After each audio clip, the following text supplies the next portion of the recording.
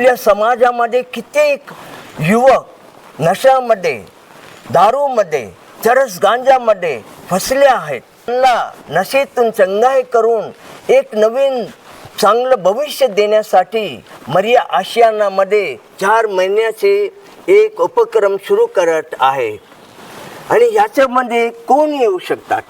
याच्यामध्ये ते युवक जे गरीब आहे, जे 35 वयोगटातील खाली आहे, ज्यांच्या मनामध्ये एक इच्छा आहे याच्यातून बाहेर येण्याची, तसं युवकांना आम्ही निवडून घेणार आहे.